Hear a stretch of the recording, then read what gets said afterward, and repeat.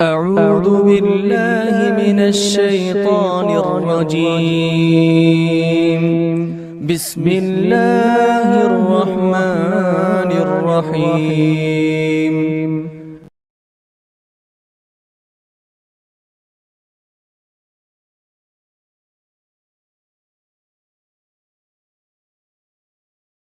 بسم اللہ الرحمن الرحیم. الحمدللہ رب العالمین وبہ نستعین وصلی اللہ وسلم علی سید الانبیاء والمرسلین وعلی آلہ واصحابہ اجمعین ومن تبعہم باحسان الی یوم الدین. اما بعد، آج کا جو درس ہے وہ ایک منہجی درس ہے جس کا تعلق تعلیم اور تعلم سے ہے.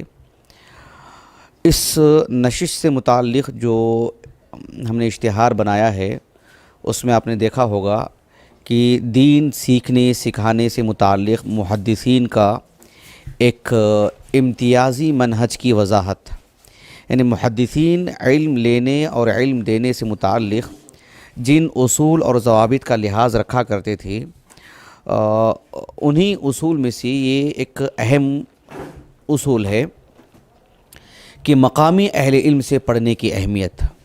پہلے میں آپ کو موضوع کا تعارف کروا دیتا ہوں تاکہ آپ کو بات سمجھنے میں آسانی ہو.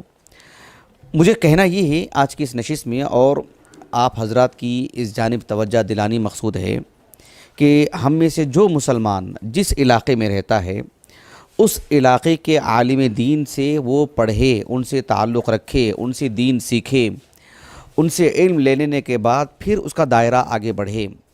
یعنی ایسا نہیں ہونا چاہیے کہ آدمی اپنے علاقے کے عالم دین سے اس کا تعلق نہیں، اس سے پڑھتا نہیں، اس سے جانتا نہیں، اور جو ہے وہ مثلا دور دراز کے اہل علم سے دور حاضر میں خاص کر سوشل میڈیا کی مدد سے نیٹ استعمال کرتے ہوئے، فون استعمال کرتے ہوئے وہ دنیا جہاں کے علماء سے اس کا رابطہ ہے اور مقامی اہل علم سے اس نے پڑھائی ہی نہیں ہے.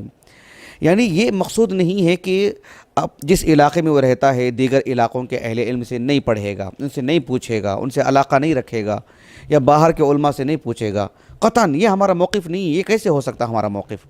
میرا کہنے کا مقصود یہ ہے کہ ایک شخص مثلا مان لیں کہ بنگلور میں رہتا ہے، ایک شخص حیدرآباد میں رہتا ہے. حیدرآباد اور بنگلور تو بہرحال چلو ممبئی جیسے یہ تو بڑے بڑے شہر ہیں، لیکن ایک محلے میں رہتا ہے، بنگلور کے ایک محلے میں رہتا ہے. جس محلے کی مسجد میں وہ نماز پڑھتا ہے وہاں کے امام صاحب سے وہ پڑھے، امام صاحب سے علم لے، ان کا جو مستویٰ ہے، ان کا جو علم کا جو ہے لیول ہے، اس سے متعلق ان سے معلومات لے، ان سے پڑھ لے، اور پھر اس کا دائرہ آگے بڑھے. ایسا نہ ہو کہ جو وہ کہے کہ جو ہے مطلب میرا ان سے تعلق ہے، وہاں رہتے میں ان سے پوچھ لیتا ہوں، میں ان سے جان لیتا ہوں. یہ کرنے کو آپ کر سکتے ہیں، موبائل آپ کا ہے، اختیارات آپ کے ہیں، ظاہری اعتبار سے آپ نمٹ لیں جیسے بھی نمٹنا ہو. لیکن ایک فنی چیز، ایک علمی چیز، ایک علمی طریقہ، ایک منہجی جو شکل ہے وہ یہ ہے کہ جو آپ اس راستے سے آگے بڑھیں. یہ اس میں بہت خیر ہے، اس میں فائدے ہی فائدے ہیں. یہ محدثین کا مستقل ایک طریق ہے، ایک ان کا جو ہے اختیار کردہ ایک راستہ ہے. ان کے پاس ایک اصول کی حیثیت یہ چیز ہے، اور یہ محدثین کے پاس یہ جو اصول کی جو حیثیت ہے، اس کی جو اصل ہے جہاں سے انہوں نے لیا ہے، استخراج کیا ہے، وہ صحابہ سے انہوں نے لیا ہے. میں پہلے آپ کو صحابہ سے 2-3 مثالیں دیتا ہوں، پھر محدثین کے اس اصول کو میں آپ کو سمجھاتا ہوں انشاءاللہ. دیکھیں، امام بخاری رحمہ اللہ کی جو الجامع الصحیح ہے اس میں ایک کتاب ہے کتاب المناقب. کتاب المناقب اس میں عمار ابن یاسر اور حذیفہ بن الیمان رضی اللہ عنہم اجمعین کی منقبت پر ایک حدیث مبارکہ امام بخاری رحمہ اللہ لائے ہیں. یہ حدیث صحیح بخاری کی متعدد جگہوں پر ہے، لیکن میں یہاں سے آپ کو جو ہے مطلب آپ کو سنا رہا ہوں. ایک تابعی ہیں جو کبار تابعین میں ان کا شمار ہوتا ہے، علقمہ نام ہے ان کا، علقمہ بن قیس، علقمۃ بن قیس ابن عبداللہ النخعی ابو الشبل الکوفی. علماء کوفہ میں بڑا مقام ہے ان کا، بڑی شخصیت ہیں، بڑے عالم دین ہیں. 60 ہجری کے آس پاس ان کا انتقال ہوا. کتب ستہ کی سبھی کتابوں میں آپ کی مرویات ہیں. تو یہ علقمہ رحمہ اللہ کبار تابعین میں سے ہیں. یہ کہتے ہیں کہ میں یعنی ملک شام گیا، یہ کوفہ کے رہنے والے ہیں نا، یہ کہتے ہیں کہ میں ملک شام گیا، قدمت الشام وصلیت رکعتین. ان کا ایمان دیکھیے، اللہ سے ان کا تعلق دیکھیے، لگاؤ دیکھیے اللہ سے ان کا، کہ ملک شام گیا اور میں 2 رکعت نماز پڑھی اور میں نے کہا کہ یعنی اے اللہ، یعنی اللہم یسر لی جلیسا صالحا، کہ اے اللہ مجھے کسی نیک آدمی کی صحبت عطا فرما، کسی صاحب علم، صاحب فضل کی میں صحبت میں رہوں. مجھے کوئی ایسا ساتھی عطا فرما۔ بہرحال میں نے 2 رکعت نماز پڑھی اور دعا کی، اور ایک وقت آیا کہ ایک مجلس تھی، میں اس مجلس میں جا کے بیٹھا، کافی لوگ تھے، تو کہتے ہیں کہ فَإِذَا شَيْخٌ قَدْ جَاءَ وَجَلَسَ إِلَى جَنبِي، میں دیکھتا ہوں کہ ایک بزرگ آئے اور آ کر کے بیٹھے، اور پھر بالکل میرے بغل میں بیٹھے، میرے بازو میں بیٹھے۔ میں نے لوگوں سے پوچھا کہ یہ کون ہے؟ ظاہر بات ہے ہر کسی سے نہیں پوچھا نا انہوں نے، ہر ایک ہاتھ جو بھی آ کے بیٹھا ہو، لیکن شکل و صورت انسان کے بتا دیتی ہے کہ یہ سب سے جدا ہیں، یہ سب سے الگ ہیں، یہ سب سے خاص ہیں، ان کے اندر کوئی ہے، کوئی بات ہے۔ کہتے کہ من ھذا، لوگوں نے یہ کون ہے؟ کہا کہ جو ہے یہ تو ابو الدرداء ہیں، صحابی، نام سے واقف تھے۔ بڑی مسرت ہوئی ان کو۔ انہوں نے ابو الدرداء رضی اللہ عنہ سے کہا کہ دیکھو جب میں آیا تھا ملک شام، میں نے اللہ سے دعا کی، اے اللہ کہ تو مجھے ایک نیک اور صالح انسان کی صحبت عطا فرما۔ کہا کہ یسرک اللہ لی، اللہ نے آپ کو میرے لیے انتخاب کیا ہے، یعنی سبحان اللہ، آپ کی صحبت اللہ نے مجھے عطا فرمائی ہے۔ ابو الدرداء رضی اللہ عنہ حالانکہ اس بات سے واقف ہیں کہ ایک اجنبی ہیں اور پڑھنے کے لیے آئے ہیں، میری صحبت کی متمنی ہے، یہ سب کچھ ہونے کے باوجود آپ نے ان سے پوچھا کہ ممن انت، آپ کہاں سے آئے ہیں، کہاں سے رشتہ کہاں ہے آپ کا، کس علاقے سے ہیں آپ؟ کہا کہ من اہل الکوفہ، میں کوفہ سے آیا ہوں، میں، اور کوفہ عراق میں آتا ہے۔ اب غور طلب بات کیا ہے وہ دیکھیے، ابو الدرداء رضی اللہ عنہ نے علم لینے اور دینے کا جو منہج آپ نے اختیار کیا، اور آپ نے جو ان کو ایک طالب علم کے طور پر دیا، اور کہا کہ آپ کوفہ سے آئے ہیں، کہا کہ اولیس عندکم ابن ام عبد صاحب النعلین والوسادۃ والمطھرہ، صاحب النعلین والوسادہ والمطھرہ، ابن ام عبد، اس سے مراد ابن ام عبد یعنی عبداللہ بن مسعود، عبداللہ بن مسعود رضی اللہ عنہ، یہ اللہ کے رسول علیہ السلام کی آپ کی چپل سیدھی کرتے، آپ کی چپل اٹھاتے، آپ اندر جاتے باہر آتے، تو جیسے ہوتا نا ایک طالب علم کسی بزرگ عالم دین کی خدمت کرتے ہیں، اللہ کے رسول علیہ السلام کے لیے جو وضو کا اہتمام کرنا، آپ کے لیے وضو کہتے ہیں پانی کو جس سے وضو کیا جاتا ہے، اس کو آپ کے لیے اہتمام کر کے رکھنا، اس کی مشغولیت تھی، آپ کی خدمت کیا کرتے تھے۔ کہا کہ اولیس عندکم ابن ام عبد صاحب النعلین والوسادۃ والمطھرہ، سبحان اللہ، منہج دیکھ رہے ہیں آپ، کوفہ سے آئے ہیں، کوفہ میں تو عبداللہ بن مسعود ہے نا، ان سے نہیں پڑھا آپ نے، ان سے دین نہیں لیا آپ نے، یہ عبداللہ بن مسعود رضی اللہ عنہ کے خاص تلامذہ میں سے ہیں حالانکہ، اور کہا کہ وفیکم الذی اجارہ اللہ من الشیطان علی لسان نبیہ محمد صلی اللہ علیہ وسلم، اور تم عراق سے آئے ہو، کوفہ سے آئے ہو، ارے کوفہ میں تو وہ بھی تو ہیں جن کو اللہ سبحانہ و تعالیٰ نے شیطان سے نجات دے رکھی ہے کہ شیطان انہیں گمراہ نہیں کر سکتا ہے۔ اللہ کے رسول کی خصوصی دعائیں ہیں ان کے حق میں، یعنی اس سے مراد عمار ابن یاسر ہیں رضی اللہ عنہم اجمعین۔ کہا کہ وہ بھی تو عراق کوفہ میں رہتے ہیں اور تم کوفہ سے آئے ہو۔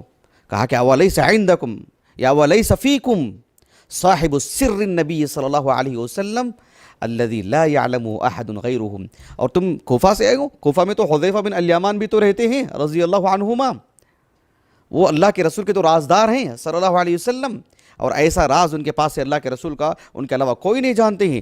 یعنی تم کوفہ سے آئے ہو، اور کوفہ یعنی عراق سے، اور وہاں پر تو عبداللہ بن مسعود، عمار ابن یاسر اور حذیفہ بن الیمان ہیں رضی اللہ عنہ اجمعین، ان سے پڑھا نہیں آپ نے، ان سے دین لیا نہیں آپ نے، اور چلے آئے ہیں آپ یہاں پر۔ یہ ایک منہج ہے، اس پہ غور کیجئے آپ، ایک چھوٹا واقعہ نہیں۔ اس واقعے کو رکھ کر کے اہل علم کئی باتیں بتاتے ہیں، لیکن میں اپنے موضوع سے متعلق اس بات کو آپ کے سامنے رکھا ہوں، اور میں نے اس معاملے میں اللہ تعالیٰ کی توفیق، اس کے فضل و کرم سے ایک تو میں نے معاشرے پر نظر رکھا، اور میں نے یہ اکٹھے کی میں نے ان معلومات کو الحمدللہ۔ تو میں اس واقعے سے آپ کو بتانا چاہ رہا ہوں کہ دیکھو ایک منہج ہے یہ، سبحان اللہ، سمجھے آپ اس بات کو؟ یہ صحابہ میں ایک عام منہج تھا، اور حتیٰ کہ آپ حیران ہو جائیں گے کہ یہ تو ابو الدرداء صحابی ہیں اور علماء صحابہ میں سے ہیں، بڑی شخصیت ہے۔ آپ نے اپنے سے بڑوں کے نام لیے جہاں سے علقمہ بن قیس بن عبداللہ النخعی آئے تھے، لیکن میں آپ کو بتاؤں کہ صحابہ نے بعض اوقات تو جہاں سے لوگ آتے وہاں کے ان علماء کے بھی نام لیتے جو بھلے ہی صحابی نہیں ہیں لیکن ایک صاحب علم ہے، سبحان اللہ۔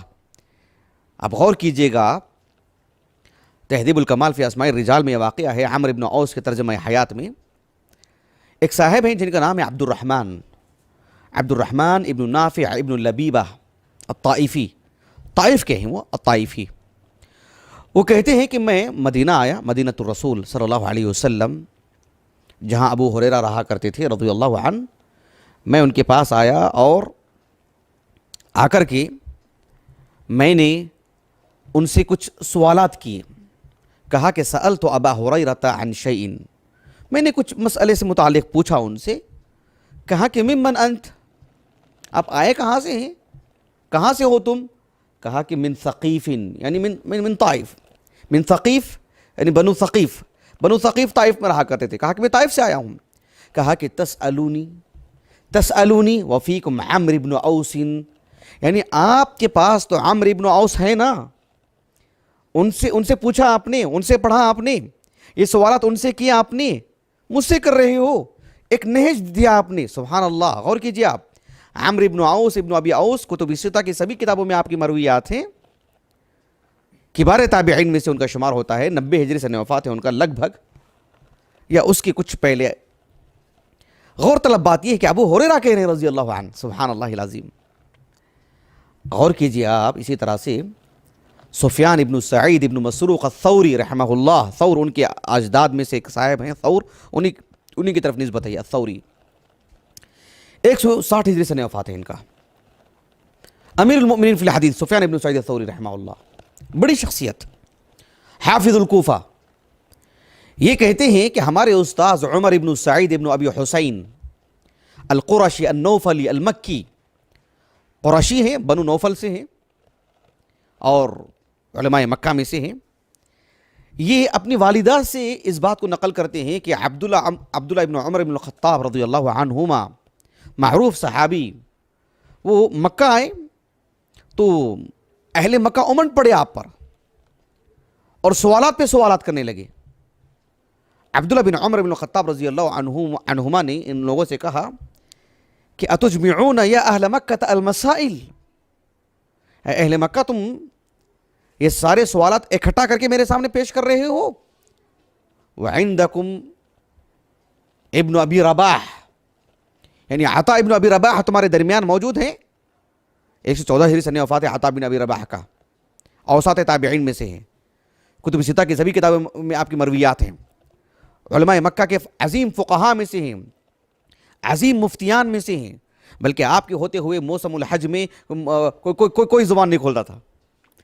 عبداللہ بن عمر بن الخطاب رضی اللہ عنہما جیسے جلیل القدر صحابی، عالم دین اور جید عالم دین، بڑے علماء میں سے، آپ نے اتنی بڑی بات کہی. سبحان اللہ العظیم، کہ آپ اہل مکہ ہیں، یہ سوالات اہل مکہ کے جو بڑے عالم دین ہیں آپ ان سے پوچھو.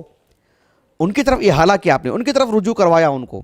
ایک منہج ہے. یہ سیر اعلام النبلاء میں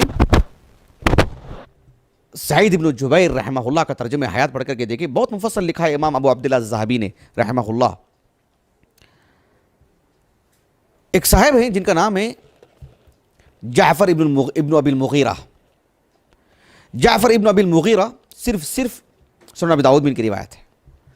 جعفر ابن ابی المغیرہ رحمہ اللہ یہ کہتے ہیں کہ میں عبداللہ ابن عباس رضی اللہ عنہما کو دیکھا کہ جب ان کی بینائی جاتی رہی اور ان کی بصارت متاثر ہو گئی اور صاف نظر نہیں آتا تھا ان کو. طائف میں رہا کرتے تھے آخری دنوں میں، وہی انتقال ہوا عبداللہ بن عباس کا. جب بھی کوئی کوفہ سے آتے اور آپ سے سوال کرتے تو آپ یہی کہتے کہ تسألونی وفیکم ابن ام دہما. ابن ام دہما، ام دہما یہ سعید ابن جبیر رحمہ اللہ کی والدہ ہیں. ام دہما، دہما ادہم کی مؤنث ہے، بالکل سواد، یعنی ایک دم یعنی کالے رنگ کو بتا دیں، شاید ان کا رنگ ایسا ہے واللہ اعلم. کہا کہ ابن ام دہما تمہارے درمیان موجود ہے، یعنی سعید ابن جبیر. سعید ابن جبیر آپ کے تلمیذ ہیں، پتہ ہے نا آپ کو. سعید ابن جبیر رحمہ اللہ عبداللہ بن عباس رضی اللہ عنہ کے تلمیذ ہیں، آپ کے شاگرد ہیں. اور کہہ رہے کہ باپ اہل کوفہ آتے تو کہتے کہ جو ہے آپ کیا پاس سعید ابن جبیر ہیں اور آپ مجھ سے سوال کر رہے ہیں. اللہ اکبر. تو محدثین نے اس کو ایک نہج بنایا، اس کو ایک اصول کے طور پر اختیار کیا. میں آپ کو 2-3 مثالیں دیتا ہوں، آپ دھیان دیجئے گا. ایک صاحب ہیں جن کا نام ہے محمد ابن عبداللہ ابن عمار، جو علمی دنیا میں ابن عمار سے معروف ہیں. المخرمی، البغدادی، اصلاً وہ موصل کے ہیں، عراق کا جو اوپری حصہ ہے موصل، وہاں کے رہنے والے ہیں. یہ کہتے ہیں کہ میں ایک مرتبہ عیسیٰ ابن یونس ابن ابی اسحاق السبیعی رحمہ اللہ کے پاس گیا. ابو اسحاق السبیعی میں نہیں سمجھتا کہ آپ اس سے واقف نہ ہوں, یہ صاحب علم سے. ابو اسحاق السبیعی رحمہ اللہ صغار تابعین میں سے ہیں, 129 سنہ وفات ہے, بہت بڑی شخصیت ہیں. ان 6 روات میں سے ہیں جن پر ساری روایاتیں آپ سے ہو کر کے گزرتی ہیں. ان 6 میں سے ہیں یحییٰ بن معین رحمہ اللہ کے ترجمہ حیات میں نے ذکر کیا ہے. تو یہ ابو اسحاق السبیعی رحمہ اللہ کے پوتے ہیں, عیسیٰ نام ہے ان کا. یہ ملک شام میں رہتے تھے, کوفہ کی ہیں اصلا نہیں, لیکن ملک شام میں رہتے تھے. ملک شام کی جو سرحدیں ہیں, اس وقت سرحد جو تھی نا, بحیثیت مرابط مسلمانوں کی نگرانی کرنے کے لیے وہاں رہا کرتے تھے. حافظ حدیث معروف عالم دین, 180 پر 7 ہجری سنہ وفات ہے. کتب ستہ کی سبھی کتابوں میں آپ کی مرویات ہیں. بڑی بڑی بڑی شخصیت, اسرائیل ابن یونس کے چھوٹے بھائی. بہرحال تو یہ جو عیسیٰ ابن یونس ابن ابی اسحاق السبیعی رحمہ اللہ کے پاس کہتے ہیں کہ میں گیا آپ سے پڑھنے کے لیے. آپ نے مجھ سے پوچھا کہ آپ کہاں سے ہو؟ کہا کہ میں موصل سے آیا ہوں. میں موصل عراق کا علاقہ ہے. ابو یعلا الموصلی ہے نا, معروف مسند ابی یعلا الموصلی. کہا کہ میں وہاں سے آیا ہوں. میں اب غور طلب بات ہے, عیسیٰ ابن یونس رحمہ اللہ نے ان سے کہا کہ رأیت المعافى ابن عمران. المعافى ابن عمران کو آپ جانتے ہیں؟ المعافى ابن عمران کون ہے؟ یا اللہ, بہت بڑی شخصیت, 185 ہجری سنہ وفات ہے ان کا. صحیح بخاری کی روات میں سے ہیں, صحیح مسلم ان کی روایت نہیں. کہا کہ رأیت المعافى ابن عمران, المعافى ابن عمران کو جانتے ہو آپ؟ انہوں نے کہا کہ نعم رأیتو, ہاں دیکھا ہوں میں ان کو. اب دوسرا سوال, حل سمعت منہ, پڑھا بھی ہے ان سے؟ کہا کہ نعم, ہاں میں ان سے پڑھا بھی ہے. تو عیسیٰ ابن یونس ابن ابی اسحاق السبیعی رحمہ اللہ نے کہا کہ واللہ احسب ان احدا رأى المعافى ابن عمران, المعافى ابن عمران وسمع من غیرہ یرید اللہ بعلمہ. بہت بڑی بات کہہ دیا آپ نے کہ ان احدا رأى المعافى ابن عمران, کہ میں یہ سمجھتا ہوں کہ ایک شخص نے موصل میں رہتے ہوئے معافى ابن عمران کو دیکھا ہو اور جانتا ہو کہ وہ صاحب علم ہے اور کس درجے کے صاحب علم ہیں. اس کے باوجود بھی انہیں نظر انداز کرتا ہو اور دوسروں سے پڑھتا ہو ان کی موجودگی میں. میں نہیں سمجھتا کہ وہ اللہ کے لیے علم حاصل کر رہا ہے. اللہ اکبر, بڑی بات ہے, بہت بڑی بات ہے. یعنی آپ جس علاقے میں رہتے ہیں, آپ اس عالم دین کو آپ پڑھتے نہیں, ان سے رابطہ نہیں آپ کا, ان سے پوچھتے نہیں آپ پھر دوسرے علاقے کے اہل علم سے محض رابطے کی بنیاد پر سوال کرتے ہو کہ میرا ان سے ایک رابطہ ہے, میرا ان کا علاقہ ہے, باہم ہماری جمتی ہے, اس لیے آپ ان سے سوال کرتے ہو کہ علم کے معیار پر کسی سے سوال کرتے ہو. آپ کو خبر نہیں کہ آپ کے علاقے میں کون عالم دین ہے اور آپ کسی اور علاقے کے اہل علم سے سوال کر رہے ہو. اس علاقے کا مسئلہ ہے, اس علاقے کے عالم زیادہ بہتر جانتے ہیں. ہاں ایک ایسا مسئلہ ہے جو آپ کے علاقے کے اہل علم میں وہ چیز نہیں ہے, جو ان کا مستویٰ تھا آپ نے تو پڑھ لیا ان سے, پھر اس کے بعد آپ باہر جاتے ہو تو الگ بات ہے. محدثین کا منہج ہے کہ اپنے علاقے کے اہل علم سے پہلے پڑھیں پھر دائرہ آگے بڑھائیں. اس میں ایک طرح کی بہرا روی ہے, افراد و تفرید کے شکار ہیں. یعنی کوئی یہ کہ جو ہے اپنے علاقے کے اپنے محلے کے عالم ہی سے پوچھے کچھ بھی, پورا دین, اور ان سے زیادہ کسی کے پاس علم ہو باہر کے دیگر محلے میں یا باہر کے علاقے میں, ان سے کوئی رابطہ ہی نہیں, ان سے کوئی پوچھتا ہی نہیں. اور کوئی ایسے ہیں کہ جو ہے الفور وہ مکے میں رہتے, وہ جدہ میں رہتے, وہ مدینے میں رہتے, ان سے میرا رابطہ, میں ان سے پوچھ لیتا ہوں.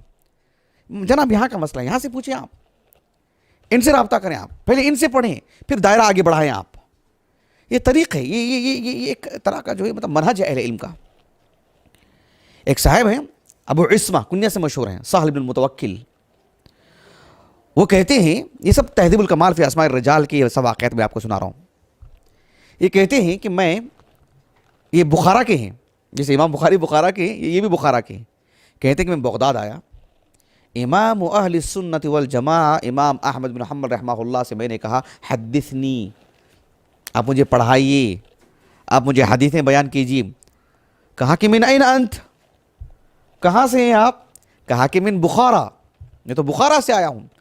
کہا کہ الم تسمع من محمد ابن سلام یکفیک, وہاں تو محمد ابن السلام رہتے. محمد ابن السلام کتب ستہ میں سے صرف امام بخاری نے ان کی روایت صحیح بخاری میں لائے ہیں, یہ بھی بخارا کے ہیں. محمد ابن سلام البیکندی البخاری، بخارا کے معروف جید عالم دین، میں نے ترجمہ ہاتھ لکھوایا آپ لوگوں کو، بخارا کے عالم دین، 227 ہجری سنہ وفات ہے ان کا. کہا کہ بخارا سے آئے ہو، بخارا میں محمد ابن سلام سے پڑھا ہے نہیں پڑھا آپ نے؟ وہ کافی نہیں تھا آپ کے لیے؟ بھئی ہم نے تو ان سے پڑھا ہے اور آپ یہاں آئے ہیں.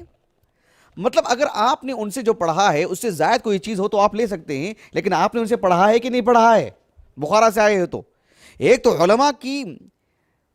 علماء کا باخبر رہنا یہ بھی ایک بڑی بات ہے کہ جو جس علاقے سے آ رہے ہیں وہاں کے اہل علم کا نام لے کے وہاں کون رہتے ہیں اور ان سے پوچھیں کہ آپ نے ان سے پڑھے ہیں، آپ سے ان کا رابطہ ہے، آپ ان سے سیکھتے ہو، کچھ پڑھا ہے آپ نے ان سے. سبحان اللہ، ایک منہج ہے محدثین کا. یہ کوئی ایک اضطراری واقعہ نہیں کہ کبھی ہو گیا ہو، یہ آپ کو جگہ جگہ ہر ایک تقریباً روات سے متعلق پڑھنے کو ملے گا آپ کو. آپ دیکھ رہے نا میں آپ کو کتنے واقعات ابھی تک سنا دیا میں نے آپ کو، معروف بات ہے. یہ ایک صاحب ہیں المغیرہ ابن دینار رحمہ اللہ، یہ کہتے ہیں یہ اصلاً الرئی جانتے ہیں آپ؟ خراسان کا علاقہ ہے، خراسان کا علاقہ. کہا کہ میں وہاں سے کوفہ آیا، سفیان ابن سعید الثوری رحمہ اللہ سے میں نے ملاقات کی اور ان سے میں نے پڑھا. کہا کہ ابو عبداللہ آپ مجھے کچھ پڑھا دیں. ابو عبداللہ ان کی کنیت ہے، سفیان ابن سعید الثوری کے رحمہ اللہ. کہا کہ اب مجھے کچھ پڑھا دیں. کہا کہ آپ آئے کہاں سے ہیں؟ کہا کہ میں مرو سے آیا ہوں، میں نہیں عفوا الرئی سے آیا ہوں، میں الرئی سے. کہا کہ تم الرئی سے آئے ہو؟ اور کہا کہ تسألونی وفیکم شعیب ابن خالد، آپ مجھ سے سوالات کرتے ہو.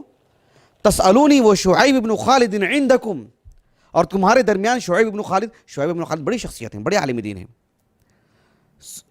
کتب ستہ کی سبھی کتابوں میں آپ کی مرویات ہیں سوائے صحیح بخاری کے. امام بخاری رحمہ اللہ نے الادب المفرد میں ان کی روایت لائے ہیں، اور امام ابو داؤد رحمہ اللہ بھی المراسیل میں لائے ہیں، اپنے سنن میں نہیں لائے ہیں. بہرحال شعیب ابن خالد رحمہ اللہ الرئی میں جو اہل الذمہ رہا کرتے تھے نا، ذمی، ان کے درمیان یہ قاضی تھے سرکاری طور پر. کہا کہ تم الرئی سے آئے ہو اور رئی سے آئے ہیں تو شعیب ابن خالد سے پڑھا ہے نہیں پڑھا ہے آپ نے؟ ان سے تتلمس کیا ہے نہیں کیا ہے؟ ان سے استفادہ کیا ہے نہیں کیا ہے؟ آپ اندازہ لگائے کہ محدثین کا یہ منہج نہیں ہے؟ کیا ایک اضطراری واقعہ ہے کہ جو ہے مطلب رجال کی کتابوں سے چن کے ایک واقعہ آپ کے سامنے رکھ دیا گیا ہو؟ یہ عام بات ہے. یہ اس لیے سائلین الگ ہیں، مسئول الگ ہیں ان سارے واقعات میں. اب آپ دیکھتے جائیے. ایک اور واقعہ میں آپ کو سناتا ہوں. ایک صاحب ہیں جن کا نام ہے الفضل ابن العباس، جو علمی دنیا میں فضلک سے معروف ہیں. ہم بولتے ہیں نا بفضل اللہ، بفضلک، فضلک، اس تلفظ سے وہ معروف ہیں. وہ اس کا کیا پس منظر ہے میں اس سے جو ہے باخبر نہیں ہو پایا. بہرحال یہ یعنی فضلک سے ہی معروف ہیں. یہ کہتے ہیں کہ میں مصر گیا. یہ کہاں کے معلوم ہے آپ کو؟ یہ الرئی کے ہیں. الرئی خراسان میں آتا ہے، یعنی ایران کا وہ حصہ. الرئی جو ہے نا، الرئی، المر، یہ سب خراسان کے علاقے ہیں. خراسان ایران کا جو اوپری حصہ ہے جو ازبکستان سے جا کے ملتا ہے، ایک جو اس کی پشت، اس کی کوہان کی طرح جو ہے نا، ان کی کوہان کی طرح جو حصہ ہے اس کا ازبکستان سے جا کے ملتا ہے، وہاں آتے ہیں علاقے. یہ کہا کہ میں الرئی، یعنی سبحان اللہ ہم جو بولتے ہیں نا دلی سے کنیا کماری، یہ لگ بھگ وہ حصہ ہے کہ میں الرئی سے مصر گیا. میں الرئی سے مصر گیا. میں اب ذرا جغرافیہ اعتبار سے اٹھا کے دیکھیں آپ کہ چھوٹی بات نہیں، بنگلور سے حیدرآباد گیا ایسا نہیں، لیکن الرئی سے میں مصر گیا. اور مصر میں نے ملاقات کی الربیع ابن سلیمان المؤذن سے. کون ہے یہ؟ الربیع ابن سلیمان ابن عبد الجبار المرادی. سبحان اللہ، بہت بڑی شخصیت، 270 ہجری سنہ وفات ہے ان کا. امام شافعی رحمہ اللہ کے خاص الخاص تلامذہ میں سے، بلکہ امام شافعی رحمہ اللہ کی کتابوں کو اکٹھا بھی انہوں نے کیا. ان کی کتابوں کے راوی ہیں، بہت بڑی شخصیت. میں ان کے پاس گیا، لگ بھگ عمر ایک ہے دونوں کی. یعنی کس کی؟ یہ جو الفضل ابن عباس ہیں ان کی اور ان کی کنیت کہہ رہا ہوں، یعنی عمر ایک ہے. وہ امام شافعی کے شاگرد ہیں، وہ امام شافعی کے شاگرد اور یہ ابو زرع الرازی کے شاگرد. کہتے ہیں کہ جب میں ان کے پاس گیا تو کہا کہ انہوں نے مجھ سے پوچھا کہ آپ کہاں سے آئے ہو؟ میں نے کہا کہ میں الرئی سے آیا ہوں. اچھا الرئی سے؟ اور ساتھ میں نے یہ بھی کہہ دیا کہ من بعض شاگردی ابی زرع. شاگرد بولا، شاگرد یہ فارسی لفظ ہے، اس میں گاف کی جگہ کاف یہ اسی میں لفظ ہے یہ کہ من بعض شاگردی ابی زرع، ایسا ہے تلفظ کہ میں ابو زرع الرازی رحمہ اللہ کے تلامذہ میں سے ہوں، میں ان کا تلمیذ ہوں، میں ان کا شاگرد ہوں. بات میری واضح ہوگی آپ کو؟ جیسے میں نے یہ کہا ان سے، تو الربیع ابن سلیمان المؤذن المرادی رحمہ اللہ، جو امام شافعی کے خاص تلمیذ ہیں، 100 سال کے قریب عمر تھی ان کی لگ بھگ، مجھ سے فوراً انہوں نے کہا ترکت ابا زرعہ وجیتنی، ابو زرع کو چھوڑ کر کے میرے پاس آئے ہو تم. کہا کہ ان ابا زرعہ آیۃ، وہ تو اللہ کی ایک نشانی ہے، ان کو چھوڑ کے میرے پاس آ گئے آپ. یعنی آپ غور کر رہے ہیں، آپ یہ محدثین کا ایک منہج. بھئی آپ جس علاقے سے، مثال کے طور پر ہم سے کوئی رابطہ کرتا ہے، حیدرآباد سے فون کرتا ہے، ہماری دیانتداری کیا ہے، ہمیں بتائیں کہ بھئی آپ وہاں کے اہل علم سے بھی پوچھیں، وہاں کے جو علماء ہیں آپ ان سے رابطہ کریں. محض تعلق اور رابطے کی بنیاد پر ہم سے جڑیں. یہاں کا کوئی انسان جو بنگلور میں رہتا ہے، محض تعلق اور رابطے کی بنیاد پر ممبئی سے کسی سے رابطہ کر لیں، یہ آپ کرنے کو کر لے سکتے ہیں، وہ آپ کو جواب دے دیں گے علی الفور. آپ سے سوال آیا اور آپ نے جواب دے دیا ان کو، لیکن آپ علی الفور اپنے مقام اہل علم سے پڑھیں. ہم یہ نہج بتا رہے ہیں، حالانکہ سوالات ہم کو بھی آتی ہیں، ہم بھی جواب دے دیتے ہیں، لیکن میں آپ کو ایک نہج بتا رہا ہوں. ضروری ہے کہ آپ اپنے مقامی اہل علم سے پہلے پڑھیں، ان سے پہلے رابطہ ہو، ان سے پہلے سیکھیں. آپ تعجب کریں گے کہ ہمارے جو علماء، جو محدثین ہیں، سبحان اللہ، بہت ہی باخبر رہا کرتے تھے کہ کس علاقے میں کون عالم دین ہے، کس علاقے میں کون شخصیت رہتی ہے. کسی سے بھی پوچھے کہ آپ کون ہیں، آپ وہاں کے. اچھا آپ ان کو جانتے ہیں؟ اس طرح سے ہو سکتا ہے ایک عام مسلمان ہو جو نہیں جانتا ہے، اس کو نشان دے کہ وہاں وہ عالم رہتے ہیں، آپ ان سے رابطہ رکھو. میں آپ کو 2-3 مثالیں دیتا ہوں. میں آپ کو مثال کے طور پر ایک صاحب ہیں ابو عمرو المستملی رحمہ اللہ. یہ کہتے ہیں، یہ جو ہے نا نیسابور کے ہیں. کہاں کے؟ نیشابور، جہاں امام ابو عبداللہ الحاکم، امام مسلم نیسابوری، یہ نیسابور کے ہیں. خراسان کا علاقہ ہے، خراسان کا بڑا علاقہ، خراسان کی راجدھانی کہہ لیجیے آپ اس دور کی. کہا کہ میں نیسابور سے آیا، میں آ کر کے امام احمد بن حنبل رحمہ اللہ سے ملاقات کی. تو امام احمد بن حنبل رحمہ اللہ نے مجھ سے پوچھا کہ بھی آپ کہاں سے ہو؟ کہا کہ میں نیسابور سے آیا ہوں. میں اچھا نیسابور سے؟ آپ نے مجھ سے پوچھا کہ ایک صاحب ہے ابو عبداللہ محمد ابن یحییٰ، یعنی کون؟ الذہلی، محمد ابن یحییٰ ابن عبداللہ ابن خالد الذہلی، معروف، 258 ہجری سنہ وفات ہے، بڑی شخصیت. کتب ستہ کی سبھی کتابوں میں آپ کی مرویات ہیں سوائے صحیح مسلم کی اور سنن ابی داؤد کے. کہا کہ امام احمد رحمہ رحمہ اللہ نے کہا کہ آپ وہاں سے آئے ہیں؟ کہا کہ ابو عبداللہ محمد ابن یحییٰ الذہلی لہو مجلس، وہاں ان کی مجلس ہوتی ہے، ان کی درس ہوتا ہے ان کا وہاں پہ نیسابور میں. کہا کہ میں نے کہا کہ ہاں ان کا درس ہوتا ہے وہاں پر. کہا کہ لو کان عندنا لجعلناہ اماما فی الحدیث. محمد ابن یحییٰ الذہلی تو نیسابور میں ہیں، ان کی مجلس بھی تو ہو رہی ہے. اگر وہ ہمارے پاس بغداد میں ہو تو ہم ان کو حدیث میں امام مانتے، ان کو ہم امام بنا لیتے ان کو. لجعلناہ اماما فی الحدیث، ہم انہیں امیر المؤمنین فی الحدیث کہتے ہیں ہم ان کو. آپ کے پاس نہیں، غنیمت جانو، یہ مقصود ہے. حیثیت معلوم کرو ان کی، قدر کر لے ان کی. ہمارے پاس ہوتے تو ہم ان کو کیا بناتے؟ لجعلناہ اماما فی الحدیث. تمہارے پاس ہے اور ان کی مجلس بھی ہو رہی ہے، تو تم کو ان کو کیا سمجھنا چاہیے، کیسے قدر کرنی چاہیے. سمجھ رہے ہیں آپ اس بات کو؟ یہ محدثین کا ایک منہج ہے، تعلیم کا، تعلم کا. یہ میں واقعات نہیں سنا رہا ہوں، ایک منہج اخذ کرنے کی ضرورت ہے. آپ دیکھیے، ایک صاحب ہیں، وہ آئے سفیان ابن سعید الثوری کے پاس رحمہ اللہ. سفیان ابن سعید الثوری نہیں عبداللہ بن مبارک رحمہ اللہ. عبداللہ بن مبارک رحمہ اللہ وہ کہا ایک مرتبہ انہوں نے شریک النخعی رحمہ اللہ سے متعلق، کہ شریک النخعی رحمہ اللہ معروف، جانتے ہیں نا آپ لوگ، شریک النخعی رحمہ اللہ. کہا کہ وہ اعلم بسفیان الثوری بحدیث بلدہ. دونوں کوفہ کے ہیں، سفیان ابن سعید الثوری بھی کوفہ کے ہیں اور شریک ابن عبداللہ النخعی رحمہ اللہ بھی کوفہ کے ہیں. کہا کہ شریک رحمہ اللہ یہ اپنے علاقے کے علماء کی اگر بات کرتے ہیں تو سفیان ابن سعید الثوری رحمہ اللہ سے زیادہ اپنے علاقے کے احادیث سے وہ اچھی طرح واقف ہیں. یہ مقصود عبداللہ بن مبارک رحمہ اللہ. یہ خبر پہنچی یحییٰ بن معین رحمہ اللہ کو، امام فی الجرح والتعدیل. جب ان کو یہ خبر پہنچی تو آپ نے بہت اچھا تجزیہ کیا. آپ نے کہا کہ لیس احد یقاس بسفیان، کہ سفیان ابن سعید الثوری رحمہ اللہ سے آپ کسی سے موازنہ کریں یہ تو درست نہیں. یعنی خاص کر شریک رحمہ اللہ کچھ کم نہیں ہے، بہت بڑی شخصیت، بہت بڑی فقہ میں تو بڑا مقام ہے ان کا، بڑا مقام ہے فقہی اعتبار سے. لیکن بحیثیت ایک محدث حدیث پڑھنے پڑھانے اس کی جو سارے اصول اور ضوابط ہیں اس اعتبار سے کہا کہ سفیان ابن سعید الثوری سے ان کا موازنہ نہ کیا جائے. البتہ اتنی بات ضرور ہے کہ اپنے علاقے کے بیشتر ایسے مشائخ ہیں جن سے شریک تو پڑھ چکے ہیں لیکن سفیان ابن سعید الثوری کو موقع نہیں مل سکا. یعنی یہ ایک گنا فضیلت ہے. یہ اپنے مقامی اہل علم سے جو پڑھتا ہے اس کا یقیناً اپنا ایک مقام ہے، اس کا یقیناً ایک مقام ہے اس کا.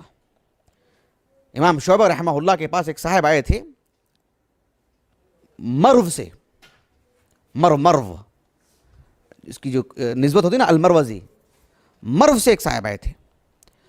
اور امام شعبہ رحمہ اللہ نے ان سے پوچھا کہ آپ کہاں سے آئے ہو؟ کہا کہ میں مرو سے آیا ہوں.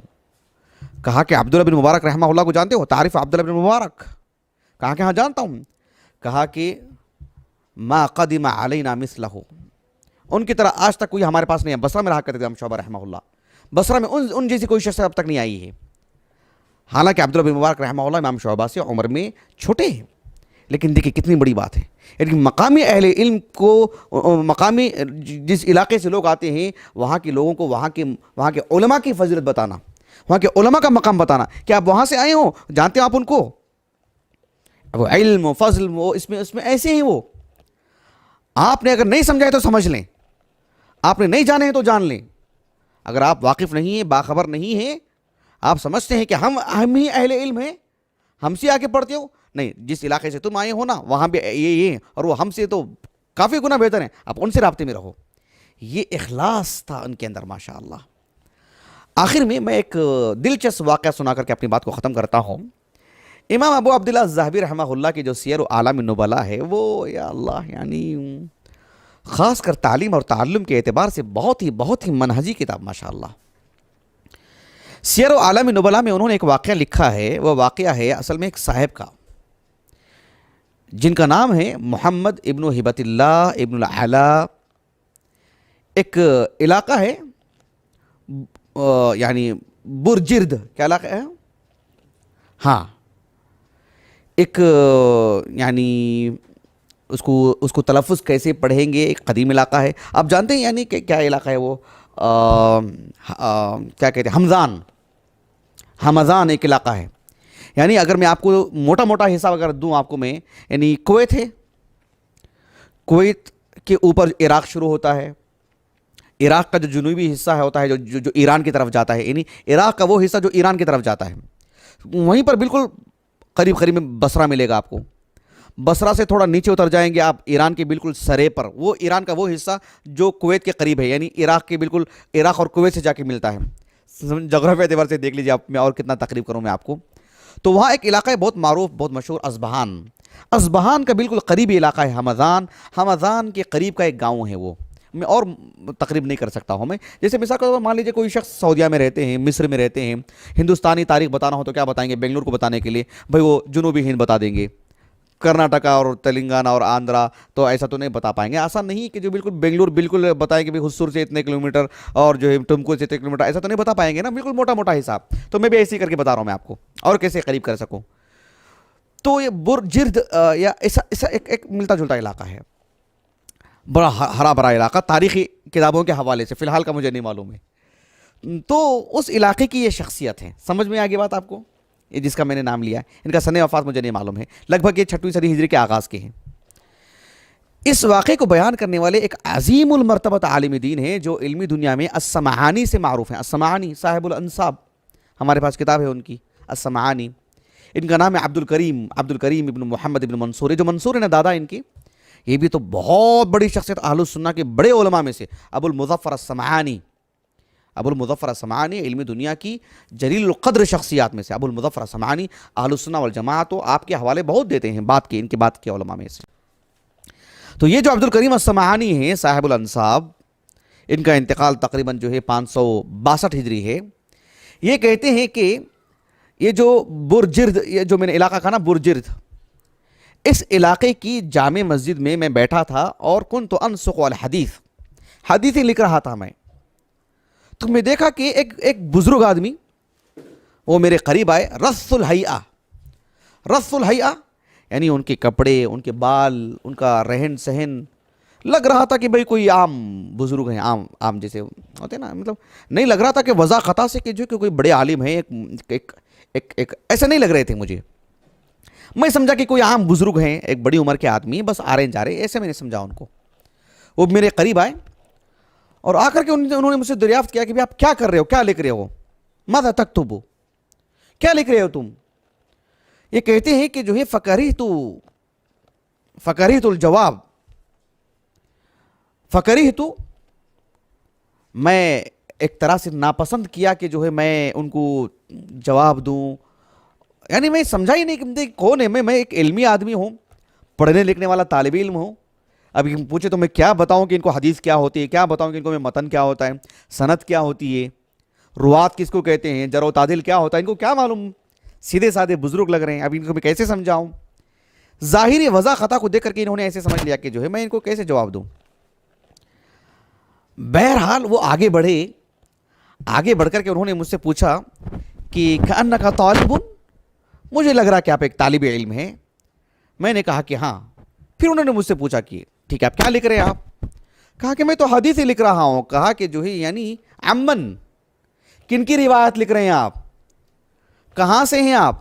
کہا کہ میں مرو سے آیا ہوں۔ مرو، پھر وہی بات آئے گی، مرو خراسان کا ایک علاقہ ہے، میں مرو سے آیا ہوں اور مرو کے جو محدثین ہیں میں ان کی روایات لکھ رہا ہوں۔ اب انہوں نے مجھ سے پوچھا اچھا ٹھیک ہے، امام بخاری رحمہ اللہ مرو کے کس محدث سے حدیثیں بیان کی ہیں مجھے بتاؤ۔ اللہ اکبر، اب ان کی آنکھیں کھل گئیں کہ یہ کوئی چھوٹی شخصیت نہیں ہے، کوئی بڑی شخصیت ہیں، آپ مرو کے ہیں نا، مرو کے ان محدثین کے نام بتاؤ جن سے امام بخاری نے حدیثیں لی ہوں۔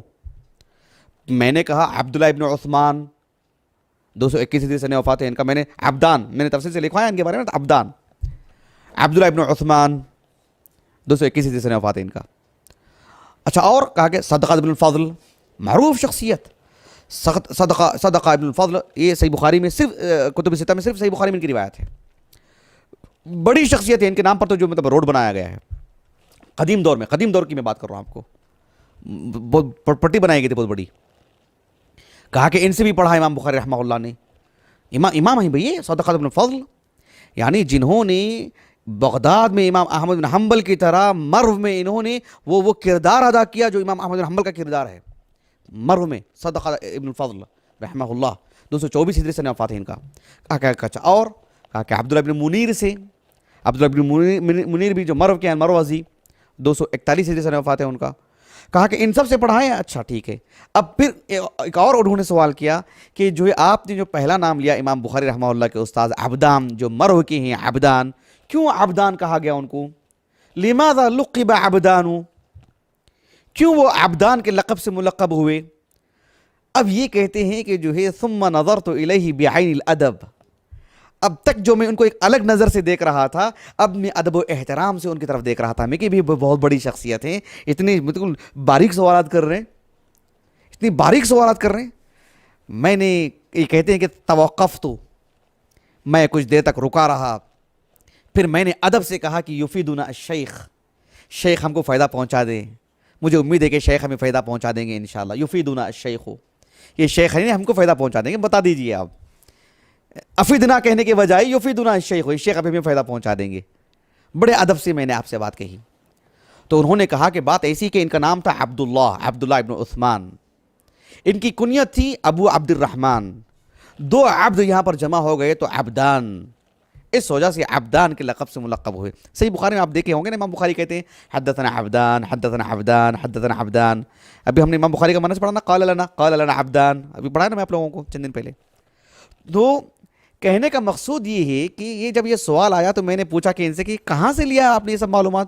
کہا کہ میں ہمارے استاذ ابو الفضل محمد بن طاہر المقدسی سے رحمہ اللہ، 507 ہجری سے وفات ہے ان کا.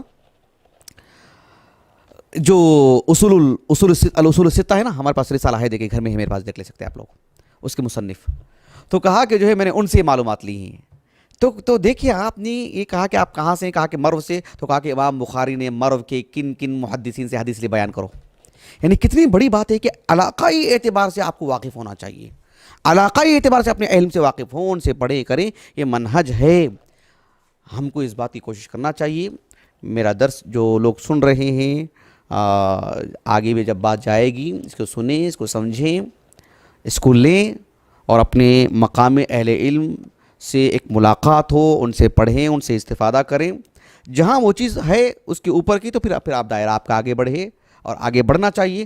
وہیں پر رک جانا وہ بھی غلط، اور ان کو چھوڑ کے آگے بڑھنا وہ بھی غلط. افراط و تفریط کے شکار نہیں ہونا چاہیے. اللہ تعالی ہمیں محدثین کا ایک عظیم منہج تعلیم دینے لینے میں، جو کہ انہوں نے صحابہ سے اخذ کیا ہے، اور صحابہ سے ہر باب میں ہمیں ان کا منہج لینا چاہیے، تعلیم تعلم میں بھی. اللہ ہمیں اس منہج کو بھی اختیار کرنے اور درست انداز میں دین کو پڑھنے پڑھانے کی ہمیں توفیق عطا فرمائے. وآخر دعوانا ان الحمد للہ رب العالمین.